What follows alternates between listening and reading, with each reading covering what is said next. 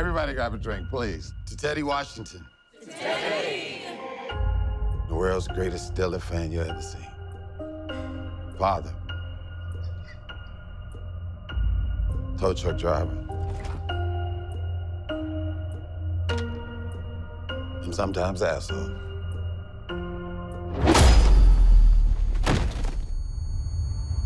No! No! What in the entire fuck? Let me get this straight. Your dad stole $10 million from the Russian mob. Is that right? And a Lamborghini. And a Lamborghini. You sound insane. What do we do, go to Touch? Yeah, we call touch. We was just thinking, like, maybe we look for the rest of the money. Yeah, but we knew what you were gonna say. I want in. We had no idea what you were gonna say. Come on, in. In. Touch is in? Let's be clear, Touch. This case is mine. And I know this town better than anybody else. You can trust me. Maybe I can trust you. What are we gonna do? I saw in one of my murder shows. What we need to do is chop these fools up. What? You are dead! Oh, hey! Fucking take it easy. All of you! What are we gonna do? I think the only way out of this is you leave town. You're a fucking cop. Considering you can't the think of other cop circumstances, things to Joe, do? yeah. Family is everything. I guess I don't need to tell you that. We'll kill you. Promise you. This is not who we are. This is not our life. There is $10 $10 million problems.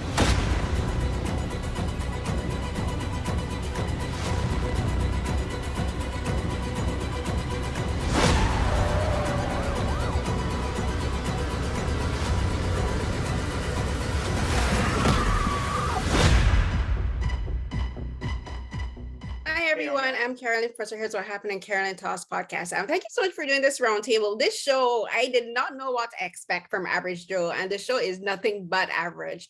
One of the things that I think is really, to me, the most important aspect of the show isn't the whole murder, steal, kill aspect, but more like talking about how our psychology, our mental health affects the way we react to situations. What I noticed about all the characters are struggling, having their own individual mental health struggles. You know, like for Deon's character, he's struggling with his grief of losing his father, but also the complicated relationship he and his father have.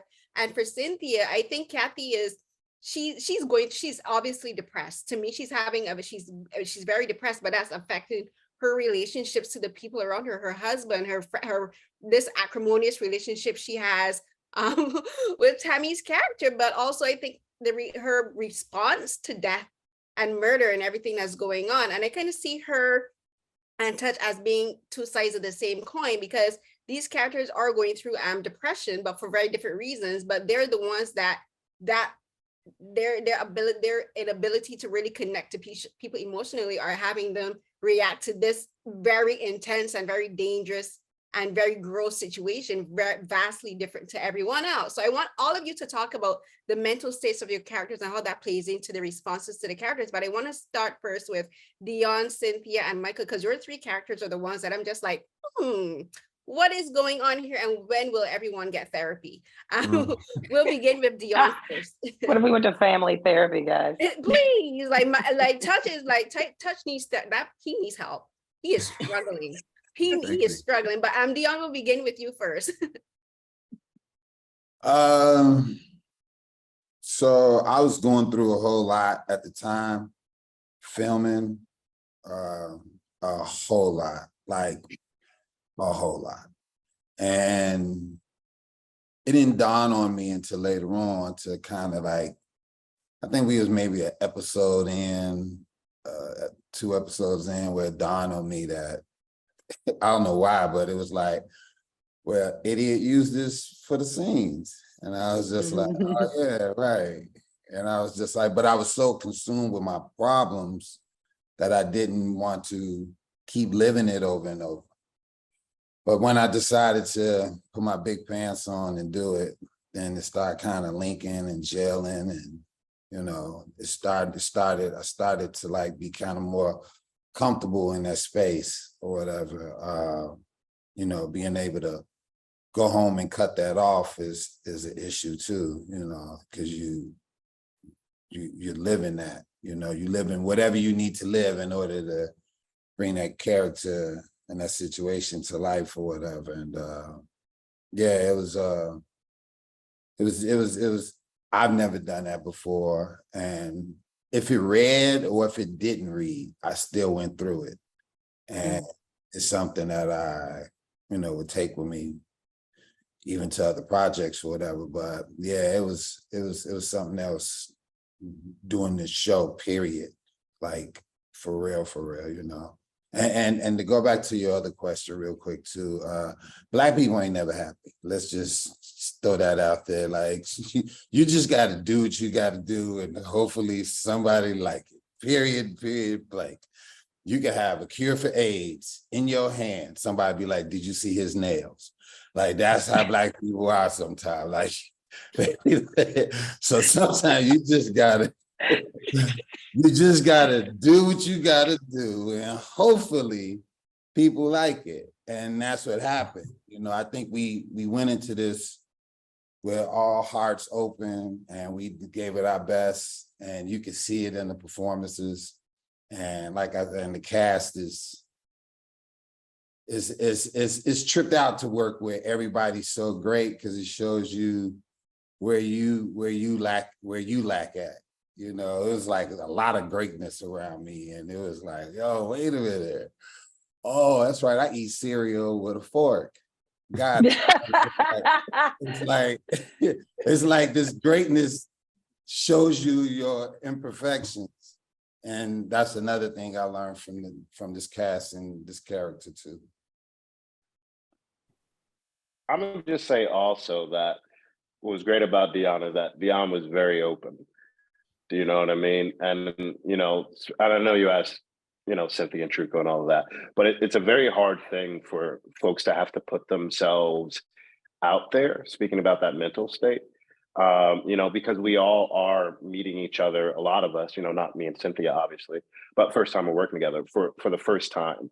And we're having to push each other in a lot of different ways. And it does take a certain amount of discipline to be able to open that door when you're on stage or on set, and then close that door behind you when you leave set.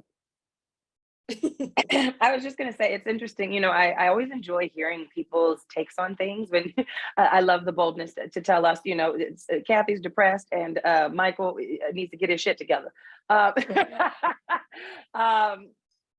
think I also love, you know, the analysis of characters and hearing things like us being two sides of the same coin. I feel like in going into the process, Trucco, I know you have your approach and I've had mine. We've talked so many times about how much we love these characters and we're excited to get into playing the dark, you know, darker sides of them. But it certainly wasn't anticipated. You know, I don't know that we thought as we were going in, I certainly didn't, that in her first episode, you know, Kathy does talk about wanting to unalive herself. And I think it's a very telling statement, but then the action, you know, sort of ensues and we set that aside. And in the same way, maybe that we do that in life, I suppose as a character that was inappropriate, I had to set that aside, you know, because from that point on, we're not dealing with that. We're dealing with whatever's at hand and I can only deal with what's being written for me. So I think knowing that definitely affected how I played her, but I don't at all think that I led with the idea that she was depressed. I think if anything, you know, a lot of times when there's funerals and it's very interesting that people say all the time that people deal with grief with sex. You know, it's a very common reaction.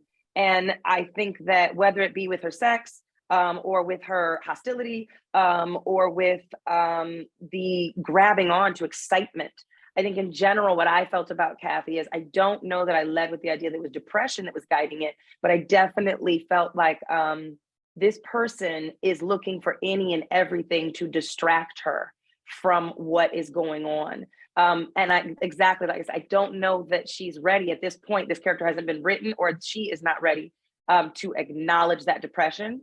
So I can't even really speak to it. I think she may not even really be aware of that yet. I do feel in the later episodes, we're going to see a bit more of how she's become who she is now. But for me, I think that Kathy is pushing past, and I feel like that's something a lot of women do, definitely a lot of Black women. And if indeed we do get to a point in the story where her depression comes to the forefront, I hope that we're able to, and I'm able to responsibly portray how a person may and could and should possibly deal with that depression. Yeah, I'll say what, expanding also what Cynthia was saying, is that I think everybody's depression, these characters' depressions manifest themselves in different ways, but the one universal truth about people's depression is seeking diversion. And what that diversion is different for everybody and every character. And clearly for mine, he stepped into the most obvious, and that's the drug addiction, and that's the use. That's always a mask for depression. The drug addiction is something to escape what's really going on. And for Touch, if you saw the beginning of episode 2, that is the perfect encapsulation of the foundation of Touch's mental state. That scene, that one moment, that flashback to 10 years ago, is something that is also special that the audience got to see it, because that's usually the kind of information we get as an actor. That's our quote unquote backstory. So that's the foundation for where the pain is coming from. For that to be shot, and when we shot that scene, that was a really difficult day with that beautiful little 5-year-old girl who had to, go up there and pull that gun, and it was just so heartbreaking to watch that and to be part of it. But that is the right there, I would say, for Touch, and for me personally, that's where I built. That was the groundwork. Those were the roots that I laid down for the character, and what I had to carry in every scene and every episode was remembering viscerally what happened on that morning and reliving it over and over and over in your head. And it's like a voice that screams. It's like tinnitus times 1,000, and you just do anything you can to numb the screaming. And for me, for Touch, it's the oxy, it's the heroin, it's the drug addiction. But it's funny, isn't it? It's comedy. Hey. It is. Great show.